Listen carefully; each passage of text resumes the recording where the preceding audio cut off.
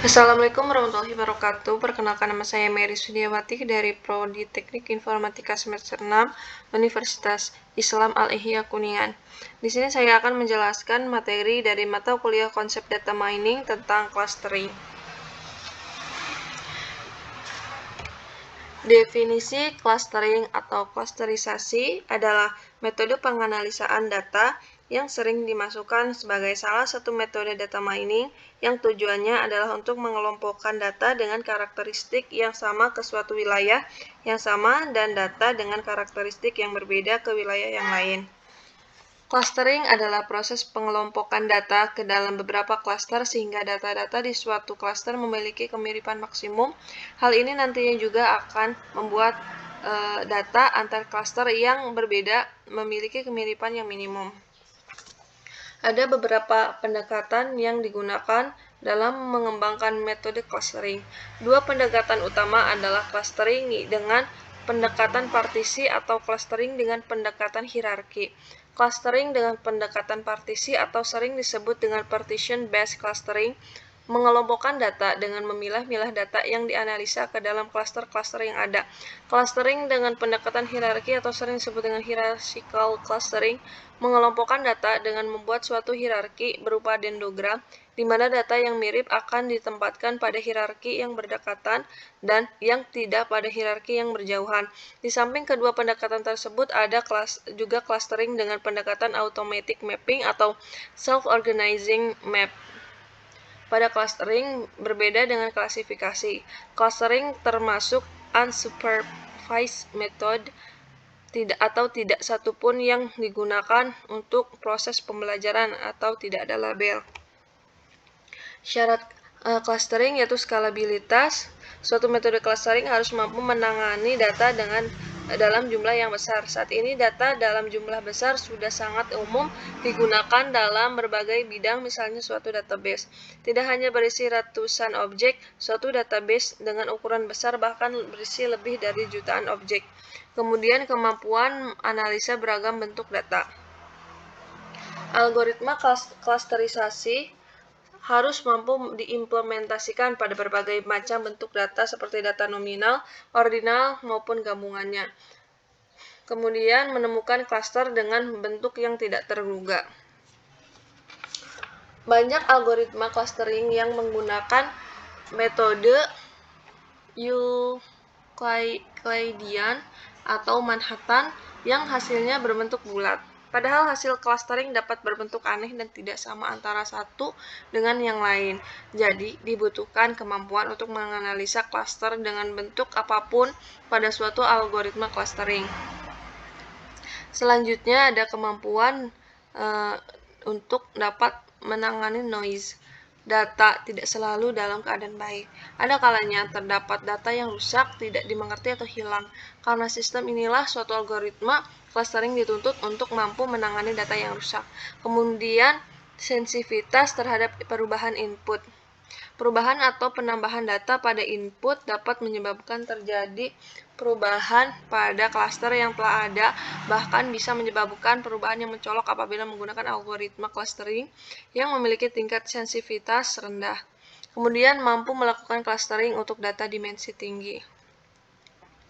Suatu kelompok data dapat berisi banyak dimensi ataupun atribut. Untuk itu diperlukan algoritma clustering yang mampu menangani data dengan dimensi yang jumlahnya tidak sedikit. Interpretasi dan kegunaan. Hasil dari clustering harus dapat diinterpretasikan dan berguna. Kemudian ada beberapa pendekatan dari metode clustering, yaitu partition-based clustering hierarchical clustering, kemudian centroid-based clustering, density-based clustering, dan distribution-based clustering. Saya akan menjelaskan satu persatu pendekatan metode clustering. Yang pertama adalah partition-based clustering hierarki. Clustering dengan pendekatan partisi atau sering disebut dengan partition-based clustering adalah mengelompokkan data dengan memilah-milah data yang dianalisa ke dalam beberapa klaster yang sudah ada. Hal ini tidak memperhitungkan hierarki dari data tersebut.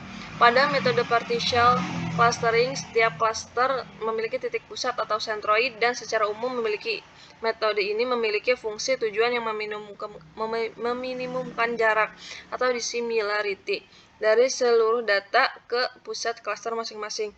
Contoh metode partitional clustering adalah K-means, fuzzy K-means, dan mixture modeling. Metode K-means merupakan metode clustering yang paling sederhana dan umum. Hal ini dikarenakan K-means mempunyai kemampuan pengelompokan data dalam jumlah yang cukup besar dengan waktu komputasi yang cepat dan efisien. Selanjutnya, hierarchical clustering.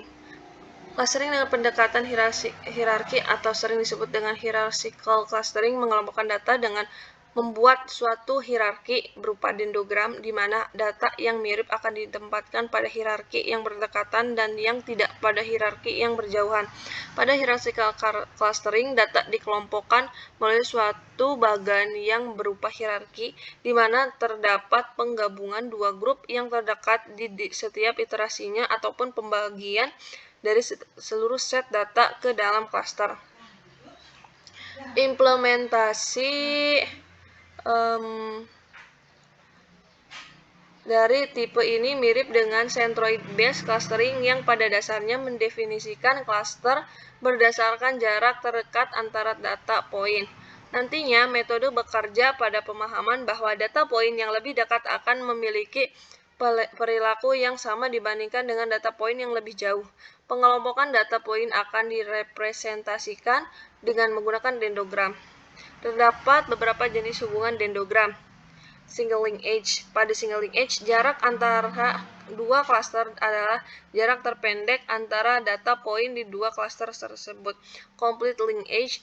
Pada complete linkage, jarak antara dua cluster adalah jarak terjauh antara data poin ke kedua cluster tersebut. Kemudian ada average linkage. Pada rata-rata linkage, jarak antara dua cluster adalah jarak rata-rata setiap data poin dalam cluster dengan setiap data poin pada cluster lainnya. Langkah melakukan clustering hierarki adalah dengan pertama-tama identifikasi item dengan jarak dekat, kemudian gabungan item itu ke dalam satu cluster, lalu hitung jarak antar cluster. Terakhir ulangi dari awal sampai semua terhubung. Contoh metode clustering hierarki adalah diantaranya single linkage, complete linkage, average linkage, dan average group linkage. Selanjutnya ada centroid-based clustering. Centroid-based clustering merupakan metode yang mengelompokkan data ke dalam non-hierarchical cluster. Tipe cluster ini cenderung lebih efisien namun sensitif terhadap outlier. Tipe ini juga merupakan salah satu algoritma iteratif dalam clustering di mana cluster dibentuk dari jarak terdekat antara titik data ke pusat cluster. Pusat cluster atau disebut centroid dibentuk dengan mempertimbangkan beberapa hal sehingga jarak titik data menjadi minimum dengan pusat. K-mean clustering merupakan salah satu contoh algoritma paling populer dari centroid-based clustering. Selanjutnya ada density-based clustering. Menghubungkan area dengan kepadatan yang sama ke dalam satu kelompok. Tipe ini memiliki kesulitan dengan data beragam kepadatan dengan dimensi yang tinggi. Dalam metode ini, cluster akan dibuat berdasarkan kepadatan dari masing-masing data point. Nantinya wilayah yang menjadi padat karena banyaknya data point yang berada di wilayah akan dianggap sebagai satu kelompok atau cluster. Sebaliknya, wilayah yang memiliki data point sangat sedikit akan dianggap sebagai noise atau outlier. Berikut beberapa contoh algoritma dari centroid-based clustering. Yang pertama itu density-based spatial clustering of application with noise. Kedua ada ordering points to identify clustering structure. Kemudian ada hierarchical density-based spatial clustering of application with noise. Selanjutnya ada distribution-based clustering. Tipe clustering ini mengasumsikan data terdiri dari distribusi, mirip seperti Gaussian distribution. Dengan bertambahnya jarak dari pusat distribusi, maka probabilitas suatu titik termasuk ke dalam kelompok distribusi akan berkurang. Tapi ini bekerja dengan baik pada data sintesis dan cluster dengan ukuran yang beragam.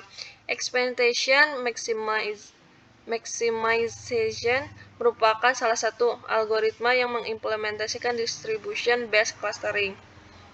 Nah, cara kerja clustering.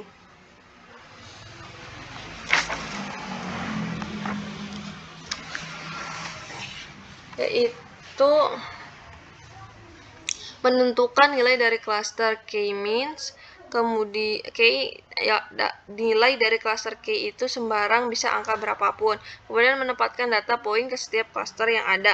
Menentukan centroid dengan mengacak dataset yang ada dan secara acak menentukan K data point untuk tempat centroid. Setelah didapatkan hasil akhir dari K-means clustering, maka dilakukan evaluasi dengan dua metode, yaitu elbow metode dan silhouette metode. Elbow method memberikan gambaran